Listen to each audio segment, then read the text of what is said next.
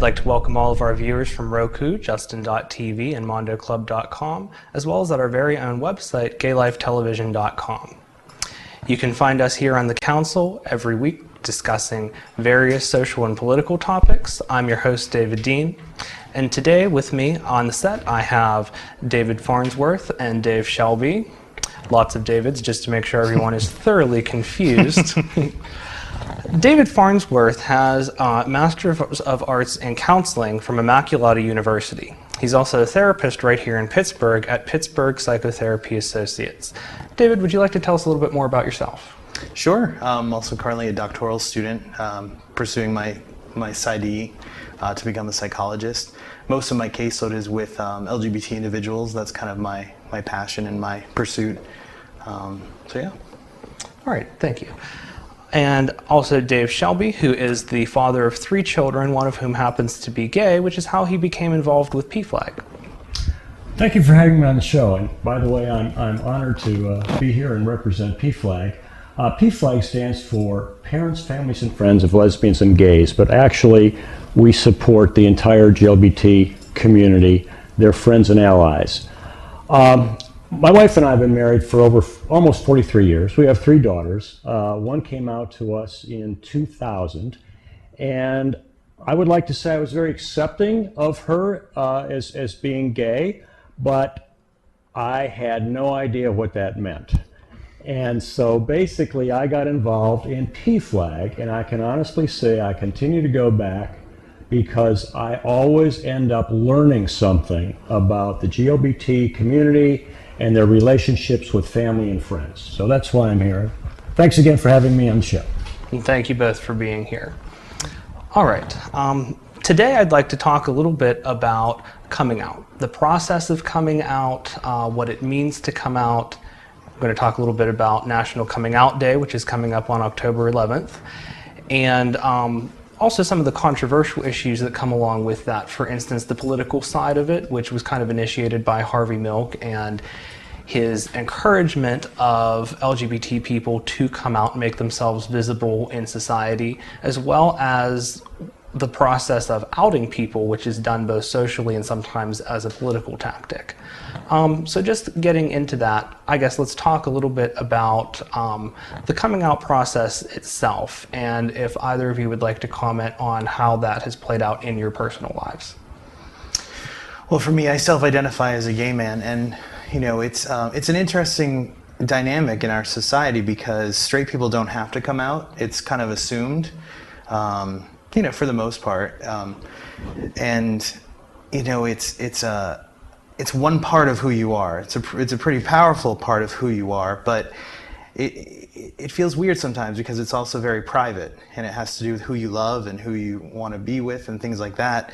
So sometimes you go between, do I have to? But why do I have to? You know, and right. No one has to say I'm heterosexual. Right. Exactly.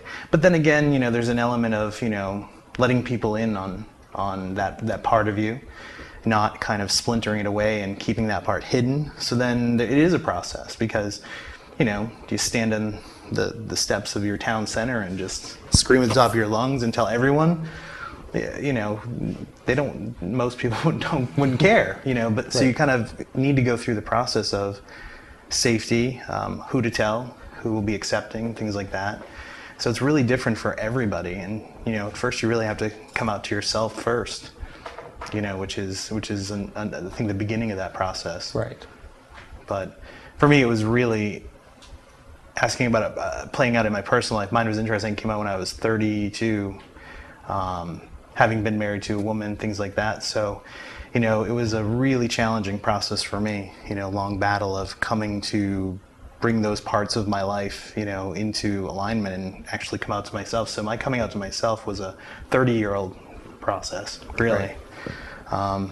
But it's difficult, and I think a lot of people who aren't gay don't quite understand, you know. And so do they need to? Or do they just need to understand and give sympathy and support to gay people, knowing that it is something that they have to go through, you know? But all right, thanks. Dave? David, this is a huge topic, and it's something that PFLAG deals with basically all the time. Our mission statement basically includes support, education and advocacy. But one of the things we do with support is when we meet once a month, we have small support group meetings. And I have probably heard literally thousands of coming out stories in these support group meetings. The other thing we do is we tell our own story. So I feel it's only fair that I tell you my coming out story. In 2000, a very dear uncle who was closer than my own father and always accepted me died. And so the family gathered in Michigan for his funeral. And my wife and I were in one motel room, and our 3 daughters were in an adjacent room, and we're getting ready to go to the funeral. And our eldest daughter knocks on the door and asks if she can come in, and of course we say yes. And she said, "I've got something very important to tell you, Mom and Dad." So, we dropped what we were doing, we gave her full attention, and she said, "I'm seeing somebody very special, and she happens to be a woman. I am a lesbian." All right? And my immediate reaction, honestly, was, "That's fine, but right now we have to get ready to bury my uncle."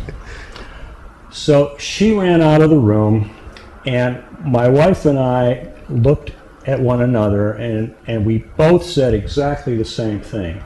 "Are you okay with that?" And I said, "Yes, I'm okay with that, but I'm not sure I understand exactly what that means." At which time, and our eldest daughter's always been dramatic, there was this huge knock on the door. I thought the door was going to break open, and she just flung open the door and burst in and said, "Did you two hear what I just said? I'm gay." And again, I said, "Honey, that's fine. We have to go to a funeral. Please get dressed, and can we talk about this after the funeral?" And that's basically how our daughter came out to us. Now, she had told her sisters in the other room just beforehand, and then she told us, and that's all she had told, okay? So that's our coming out story. I don't know that that's typical, but that's how I reacted. I would still say I was always accepting, I was just ignorant. And that's why I got involved in PFLAG, so I could learn. And I now know that the other part that I did, which is typically what happens in the straight community, is the parents go into the closet. Right. I was afraid to tell my church choir. I was afraid to tell my business associates. I was afraid to tell our neighbors on the street, "Oh, by the way, we have a gay daughter." I shut up about it. I didn't say anything to anybody. All right, now again, PFLAG gave me the tools, and that's a whole nother story, David. But one day, I basically went into my office very early and looked at my schedule, and I basically emailed everybody in the corporate address book saying, "I'm going to be demonstrating for gay rights at 11 o'clock, film tonight. Here's where I'm going to be." Gave them some links to obviously a gay activist group, okay, and sort of came out all at once. Told my church choir, told the church congregation, told the neighbors. So basically, I came out very proud and gay, if you will, all at once after having to work through it. But everybody goes through their own process. I don't know, we talk about the coming out process. Right. There's no bullet points that you can go through. Right. And I would argue it's not the same for the gay person, and it's not the same for their family and friends. So, but I have many coming out stories. Yeah, that's true. I think for being a gay person, it takes so much behind the scenes leading up to that actual disclosure that when your daughter was ready, it was almost like didn't you hear what I said? I know what was going on, but yes. And what that really, it speaks so much to like everything that was built up in her to like kind of then release it. And it's funny because that's such a huge moment for a gay person, and I myself was guilty of sort of not really valuing and respecting that the people in my family, needed to go through their own process. I was sort of like, why are you making this about you? This is about me. Be excited for me. Like, don't you realize this has been churning in me for like 30 years, give or take a few infancy years, but, it is. It's always refreshing to hear a parent who's supportive from the gate. It just, was not my experience. And so it's always kind of redemptive when I hear that. But it's true. Those you come out to do go through their own kind of process, and finding the balance of, being excited for yourself, and now it's out, which kind of ushers you into this new phase of your, development. But then it irks a lot of people when they sit back and they realize that other people have to go through something just because you came out. And it's this tug of war of like, this is about me, not about you. And right. And I think some families react with this, why are you doing this to me, sort of reaction, where not only are they making it very much about them, but it's as if you've done something offensive or something that is now, it's not your life, it's somehow impacting them. Especially people who see, come from, the camp of it's a choice. Right. 100% choice. So if they come from that viewpoint, then of course they're going to think you made a choice and you're executing that choice, and that choice has ramifications on us. And so they focus on those ramifications. So right, why are you doing this to the family? Why are you doing this to us? Why are you doing this? And looking for them to substantiate their choice. Right. The other sad stories I've heard at PFLAG are people within the GLBT community who, for whatever reason, could not come out to their friends or come out to their dad, for example. I hate to generalize, but my personal experience, I've heard more young gay men having problems coming out to their fathers. Right. All right. And I don't want to stereotype, but that's just my experience. And some of them never came out to their dads, and then their dads pass away, and they always feel badly, that their dad never knew. And other times, I hear stories where they finally came out to their dad. They told other people, but not their own fathers. And all of a sudden, some of these fathers are very accepting. And they're like, I knew. That's always the I think the moms know long before the dads. Sure. But the other thing we have what we call a newcomers group. So the first 3 times you come to PFLAG, we ask you to stay in that group. And I admit, when I first started going to PFLAG, I heard a lot of stories, and typically it was young gay men coming out to their families, and their dads were throwing them out of the house. I mean, literally throwing them out of the house. Now, I've not heard those stories for a while. So I think we're making some progress. We've got a long way to go, don't get me wrong. And that's another thing but I think we're making progress. Right. That's actually something else I wanted to bring up today is if you look at the statistics on homeless youth, while there are varying numbers from various reports, one consistent theme across all of them is that the largest group to account for homeless youth are LGBT people who have been either asked to leave their homes for having revealed their sexual orientation, or just felt so uncomfortable or oppressed in their homes that they have left. Absolutely. Right. And I think, working with clients, because the coming out process is often a time, for people to seek therapy and treatment of whatever age. And so, working with them through that process a lot of times starts with evaluating some of the practical means of safety. Do you think that you would be kicked out of your house? Are you financially dependent upon your parents? Is this a good time? Making a game plan to maybe coming out when you're more financially independent. Right. And so those discussions are interesting because there's such an emotional aspect of coming out, but there are practical aspects as well, and kind of being able to do justice to, maybe it is in their best interest to stay in the closet till they graduate high school. But that's not a blanket kind of recommendation for everybody. But it is true, you know, figuring out like what do you stand to lose, you know, if you do come out, you know, those practical matters, you know, especially to a minor, are very valid things to kind of explore, you know, just to be able to not be set back, kicked out, be homeless, you know, and have to kind of find their way. I mean, that's a massive trauma, you know, happening at such an emotional part of their life, you know, and solidifying this fact that like you really chose this, and this cost you all of this. It cost you your family. It cost you, and so you know that's a lot of resentment to hold on to, a lot of bitterness, a lot of clinging to the LGBT community, you know, Yes. and it can be really traumatic, you know. So finding a good balance is part of that process as well, you know. And it is sad, you know, 'cause some of these kids you think like you were kicked out of your house, and you look at them and you know, when you think of a kid who's been kicked out of their house, you think ruffian, drug addict, you think like all the stigmas, you know, of a bad kid, and you're looking at some of these kids and you're like, just because you're gay, you know, it's just baffling. Yeah, you know, I think how that can happen. David, I know you asked me here to represent PFLAG, but I was also on the board of Dreams of Hope, which is a LGBT youth performing arts group.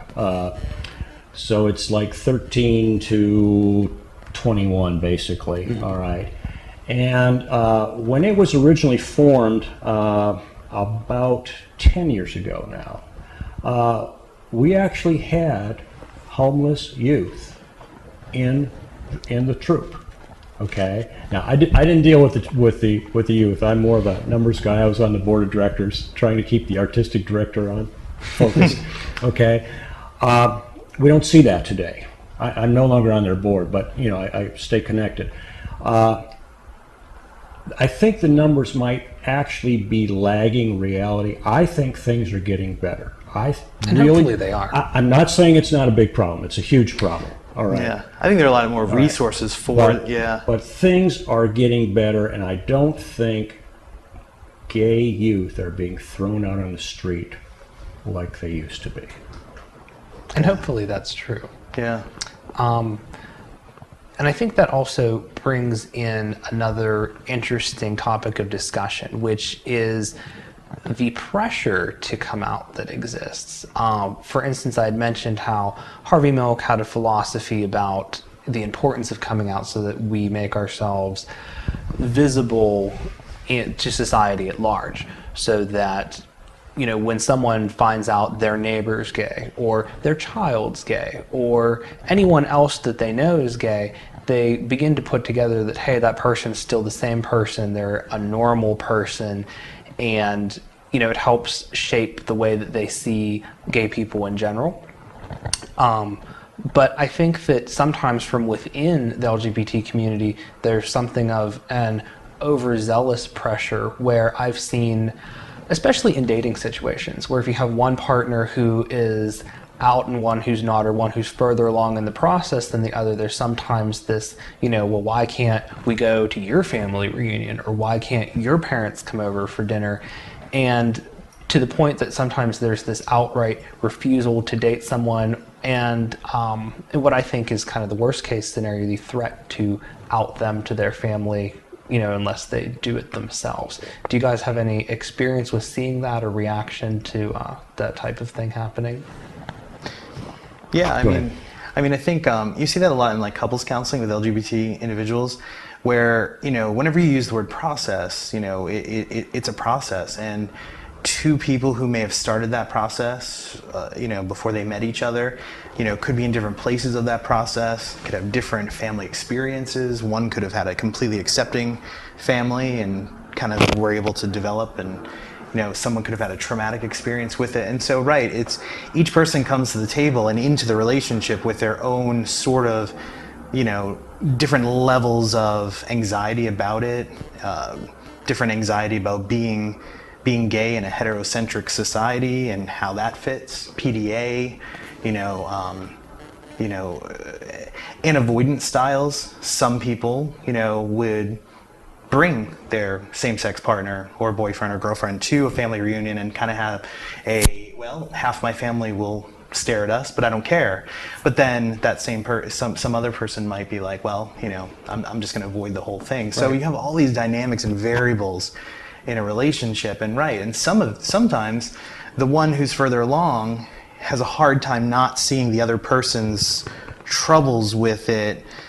They see it as they're ashamed of the relationship, or why am I not, or why do we, what we have, why is that not powerful enough for you to plow through these issues you're having? Or, you know, don't you see us, that we can do this together? And, you know, and so, yeah, the pressure sometimes comes of wanting that person to develop through the process faster. And it's hard, you know, and it causes, you know, it causes interesting dynamics in a relationship that I think heterosexual couples don't kind of deal with. Right. You know, but earlier you mentioned, you know, you mentioned Harvey Milk a couple of times, and it's powerfully true. I think that one of the reasons why we've come so far is because more people have come out. And I think that, you know, in my experience, you know, I came from a, you know, religiously infused kind of homophobic sort of family, you know, and my brother within a year's time went from, you know, very much having a hard time to, you know, being very okay. And I asked him, what did it for you, you know? And for him, I think he didn't really know many gay people, you know, a few people at work, but it was, you know, kind of, you know, work relationships, right. You know, and he just started realizing that, you know, you're still you and you're gay. And so I think that the more heterosexual people know gay people, you know, or transgendered folks or bisexual folks, you know, it becomes less of stereotypes in their mind. It becomes less of what media and society portrays, and they have more to go on a contextualized basis. Like it doesn't become this theoretical world of there's gay people out there. It's more like, well, when I think gay now, I think Mary and Joe and Josh and Sam, and it becomes about people and faces and personalities rather than these constructs to be almost afraid of or to not know much about, you know. And so I think that has helped society progress. But on the flip side of it, the pressure comes from that's a lot to put on the shoulders of somebody. It's like, I don't want to be, you know, some days I don't want to be that instrument in society's life. I just want to be me. Right. I don't want to, you know, be a social justice project every single day of my life, being the change agent in all these people. I just want to be me. I've got my own life to live and problems and work and stress. So, you know, it kind of goes both ways. You know, some people love it. Some people are very advocacy minded, and they're like, if my life can help change, so be it. And I'll stand on the soapbox in the street corner, you know, and just proclaim, you know. And some people are just like, that's fine. Society can progress without me needing to help it, you know. And yeah, and it is a lot of pressure, you know. But especially, you know, Harvey Milk's days, you didn't see gay people. You just saw what media portrayed them as. Right. So they needed to be more visible, you know. And visibility has been what's helped and will continue to help us. But it is a lot of pressure. I think education is the key. I really think we all have to do our part. If my wife were here and she were meeting you for the first time, she would introduce herself as my partner, you know, not my wife. So it would open up this whole idea, you know, we are partners. You might be partnering with somebody else.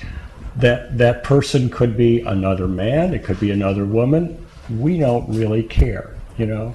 And then we've mentioned Harvey Milk a lot, who is one of my heroes. But another spokesperson, and I've agreed with her ever since I heard her speak. The mother of Matthew Shepard is a very forceful speaker, and I think you can understand why she can be so outspoken, if you will, all right, for LGBT rights.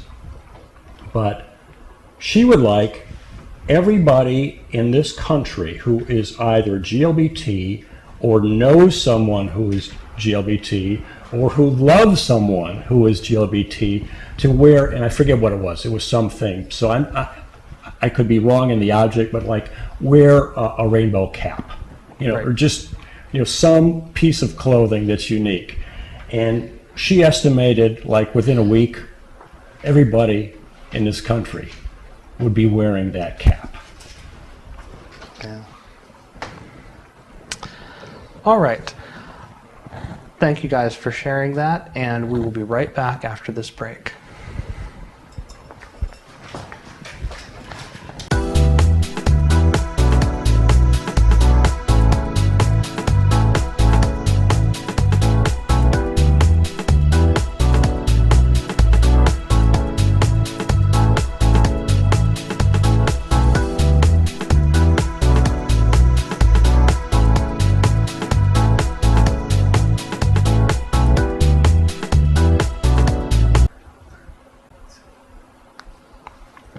Welcome back to the Council. I'm your host, David Dean. You can find us here every week on Roku, Justin.tv, MondoClub.com, and our very own website, KLifeTelevision.com. Again, I'm here with David Farnsworth, who's a therapist right here in Pittsburgh. His work specializes with LGBT individuals, and Dave Shelby, who's affiliated with PFLAG. Today we're talking about coming out. As I mentioned earlier, National Coming Out Day is coming up on October 11th. Have you guys ever been involved with any formal activities with National Coming Out Day? Does PFLAG around here do anything for National Coming Out Day? We have in the past. I'll be honest. I'm no longer on the board, and I don't know if anything is planned this year. We could check our website at pflagpgh.org. But I'm not aware of anything that PFLAG is planning. I'm sure there are other events going on in the city. I think, shamefully so, I have to say that I've missed it the past few years. I think a lot of that is my lack of involvement with more of organized, kind of places that do a big one. Pride is usually more of, Right. Has more of a association for me because I came out around in the month of June. Mm-hmm. So Pride was really powerful for me in June, Right. and so by October I was, the freshness for me or not. But no, I do. But I love reading the stories of how that day, sometimes you hear things like that and you're like, well, it's an odd little day to throw on the calendar, but it can be a powerful day for a lot of kids. It gives them kind of a day where they know that there's a lot of chance they won't be alone, mm-hmm. If they were to come out that day, and there's extra support, and it just sort of, and it puts, a little fire if they need it, a little courage, if they want to come out on that day. So I do love that day exists, and that's right. And a lot of people do use National Coming Out Day as their opportunity to come out. I think that one of the ways in which that's facilitated is that it becomes very obvious on that day who's supportive and safe to tell, as opposed to any other day. Which really brings us back to the concept of visibility, which we were discussing in terms of coming out. And I'm interested to hear your reactions in terms of what type of social pressure do you think is put on LGBT people in terms of, in essence, giving up their invisibility. Invisibility is, in essence, how dominant groups function. Heterosexual people don't have to announce they're heterosexual. It functions invisibly. It's assumed, it's just there. When we talk about being LGBT, it is made visible. It then has a label placed on it, and it becomes discussed in that way. Do you think that is also an avenue for discrimination, even just from the stance that it's something LGBT people have to do that others do not? Interesting. I don't want to downplay the homophobia in our culture and ignorance in our culture. So sure, there's discrimination, but it's really just another part of who they are. And my experience is, and again, I can't speak from personal experience because you're right, I never had to come out as being gay. I simply had to come out as being a gay activist and having a gay kid, all right? Totally different situation. I appreciate that. But what I see through people at PFLAG, when GLBT folks do finally come out, it is extremely freeing. And there's just this huge relief, even when they are not always accepted. And unfortunately, you both know that is typically the case more often than not, I'm sorry to say. All right. But still, they have come to terms with perhaps some internalized homophobia in their own being, and they've gotten through that somehow. Now, that's a process, admittedly, I've never had to go through, but I'm convinced, based on what I see at PFLAG meetings, it's an extremely freeing moment when they finally tell someone that they can trust, hey, I'm gay. You know, it's true on many of those levels, because there's such an internal aspect to coming out that when you come out, it lines up things, and you feel congruent, and then that's kind of between you and your internal self, and then the external validation that you get from somebody who will support you feels good, and then then you kind of tackle contexts or places, or like in school, or where you go, or like how out should I be, and people start evaluating their clothing, wearing any kind of pride flag marker or something that somebody could probably think like, I think that person's gay. You rethink those things. Can I be out at school? Where does my religious community stand? And things like that. And so it's something to pick through, and I think it's always refreshing when you're going to get the support. And I think that's some of the evaluation. You look for the places where you're going to get the support, so that way you have those corrective experiences right away that kind of propel and give you the courage to maybe tackle that person that you're going to need to tell, and it's going to be a challenging conversation. You're prepared to maybe be ostracized from your religious community.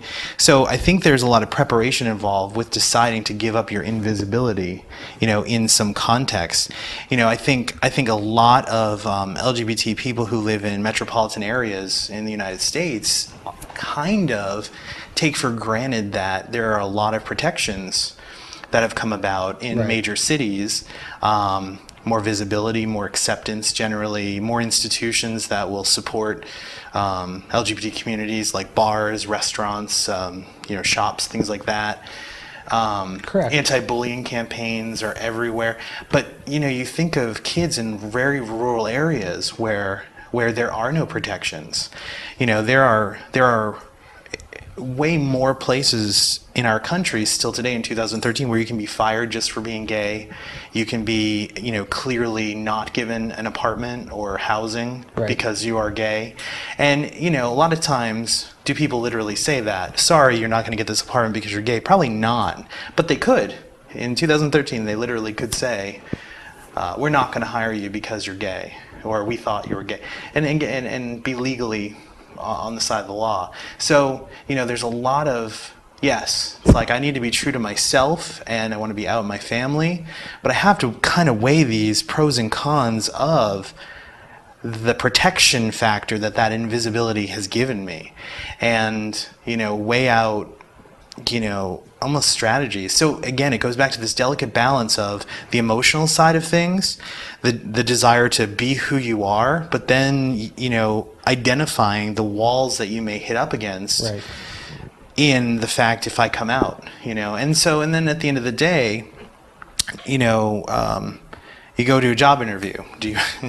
Even if you want to come out in a job interview, that's not something that's brought up, because it's not really appropriate in the context of a job interview. So you keep that on the side. But am I keeping it because I like the invisibility and the protective factor of that, or am I keeping it aside just because that hasn't been brought up?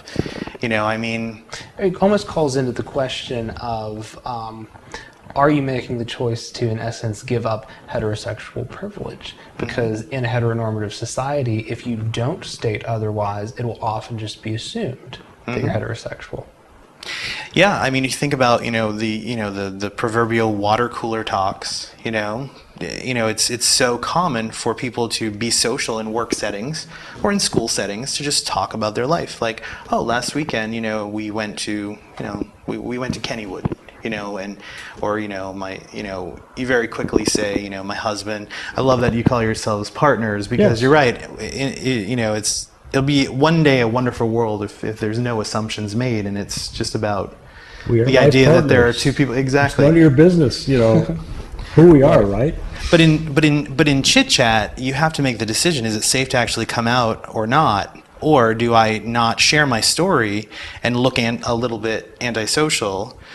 And what ramifications will that be? Because I want to be part of the crew on a social level, but I don't necessarily want to come out. Then if I use a word like spouse or partner, something gender neutral, is there going to be this weird assumption like, why do they why do they use the word spouse? Like, is that sometimes using that brings the curiosity of, is that person gay? Is that the word they use?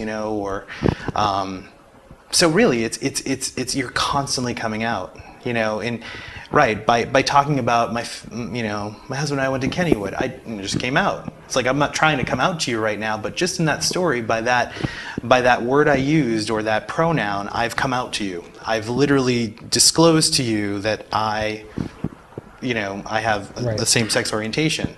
So it's a meta message within a story that has nothing to do with sex or sexual orientation or anything, but there's a meta message given. So, I know a lot of LGBT people, on a daily basis, that is a massive heterosexual privilege that gay people don't have. They don't have the freedom to not think about that.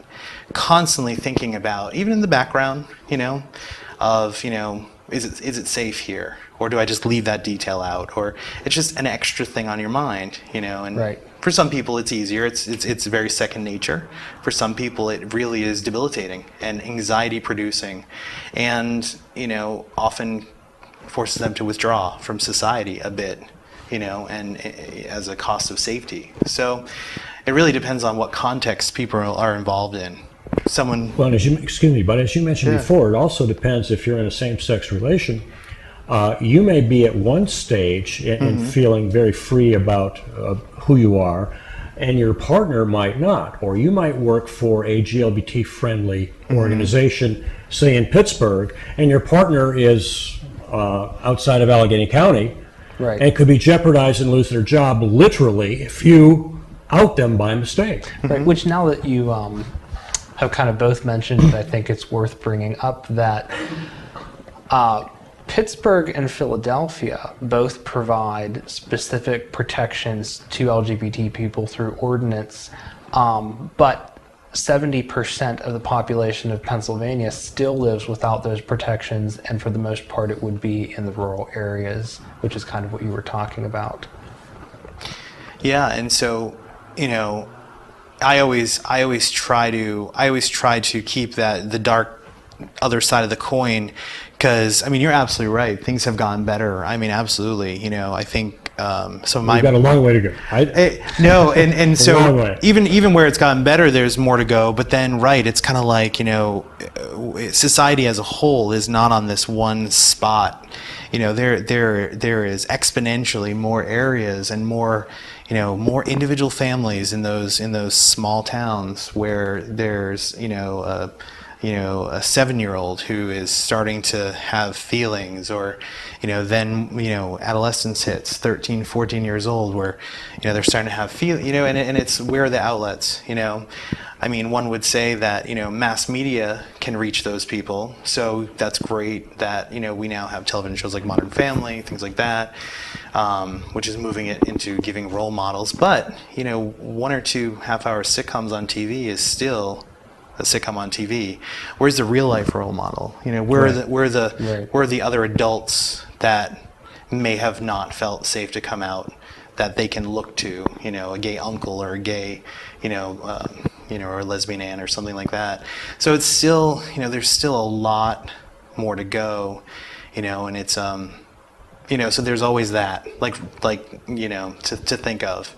You know, and there is, and historically there's always been like this migration towards urban areas for LGBT folks, because there's more of a presence of a community that they can find, connect with, and almost see as like a chosen family that's been a safety. Right. So, you know, no matter how good things are, no matter how bad things are, whatever, being an LGBT individual in a heterocentric society, you're always assessing safety on the micro level of life, all the way up to like a grand scale. You know, do I come out to my parents when I'm still in high school and still dependent upon them? I mean, always assessing safety. And so when you're always assessing safety, you're always negotiating some level of anxiety. And so one would say, you know, LGBT folks probably build strong skills to manage that.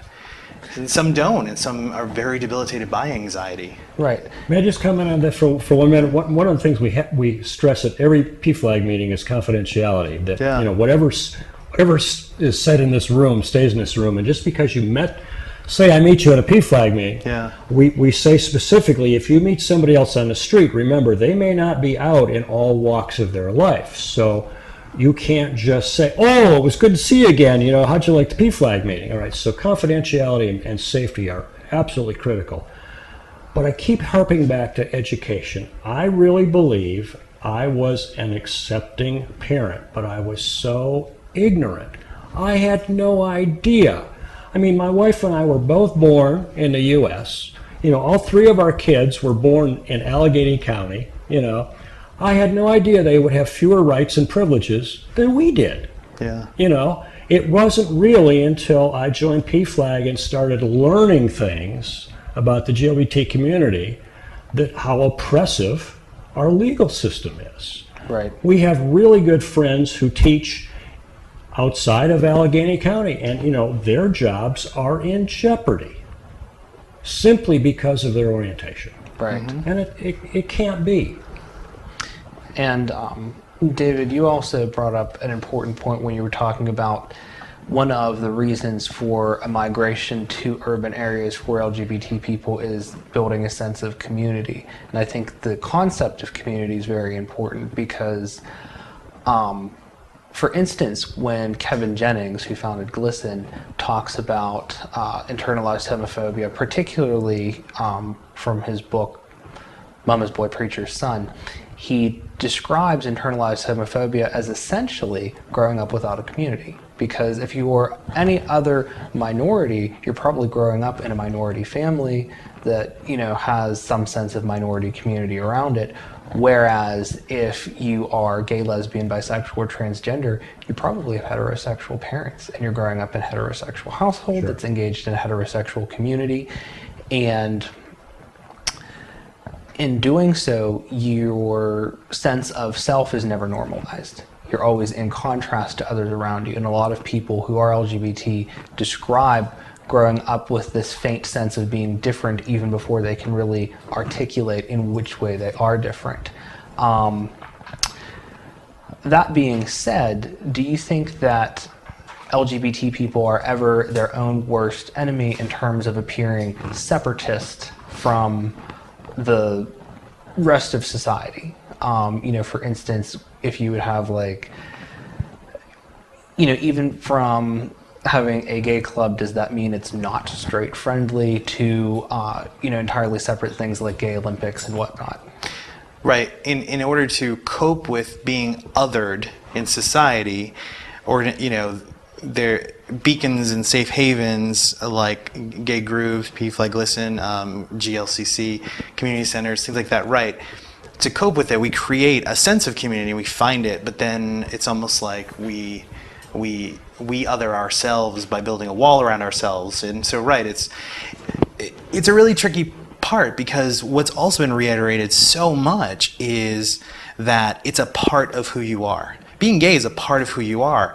And I think the biggest message that a lot of LGBT people will just say is they just want to be, you know, fill in the blank with your name, who loves Chinese food, is gay, favorite color is green. You know, it's, you know, we are multifaceted people.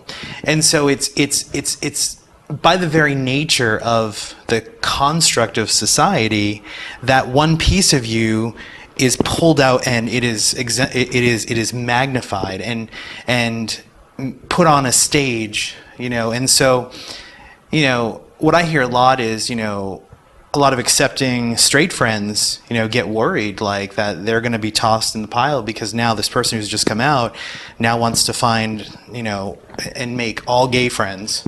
And, and then there are some people who come out and they don't really, have an interest to bond and integrate into the gay community, and they don't really have any LGBT friends, and they're still straight friends, and so I think a lot of straight people are just like, why is being gay that big of a deal that you put it on such a thing and you make everything about that? And sometimes I think the gay person is like, I don't want to do that, and I'm not doing that. Society is sort of doing that by the contrast. I'd love it to just fade and not be so contrasted. And I'd love it to all just blend into just, we're all people and we all have friends, we all love other people and things like that. And I think at the core spirit of even any advocate, LGBT advocate, who, it seems like they talk, breathe, sleep LGBT stuff, I think at the spirit of all of that is they still just want that to kind of melt down into part of who we are. And so it's interesting dynamic when you do break someone down into all these little categories. It's interesting because sexual orientation kind of permeates all race, all cultures, right, all socioeconomic status, all occupations, and so it really is this one dynamic where you find everywhere. And so it's difficult for that person to process because they want to develop and cultivate that part of who they are, but to do so, they kind of have to leave and go elsewhere, sort of, But then again, it all comes back to what is the context, what kind of family, do your daughter lives in a family that's extremely accepting and all integrative, and so she probably doesn't need to go elsewhere to get some of her needs. She did, though. Sure. Okay. I think we all need, I'm not a sociologist or psychiatrist. Yeah. I'm the engineer in the family. My wife's the touchy-feely one, all right? She's a therapist too. I think everybody needs to feel part of a group, all right? That there's just this deep-seated need in all of us to be accepted by some group. Normally you're accepted by your family. In the LGBT community, sometimes that isn't always the case. So you're looking for family in many ways, in my humble opinion, all right? And these groups spring up, if you will, including PFLAG, to fill that void. But I think if each of us reaches out, one of the best examples I saw in an early PFLAG board meeting, is a gay man said, look, if you want to change the community, go work on the board of a straight organization. And he looked me in the eye and he said, as a straight guy, you need to get involved in another LGBT board, which I did, and it was a wonderful opportunity because that broadened my horizon, and now I had another family, if you will. Thank you both very much for coming and sharing today. I think we had a great discussion and we're able to highlight a lot of very important points for LGBT people and society as a whole. I'd like to thank all of our viewers for joining us today from Roku, Justin.tv, MondoClub.com, and right here at GayLifeTelevision.com. And I hope to see you next week on the Council.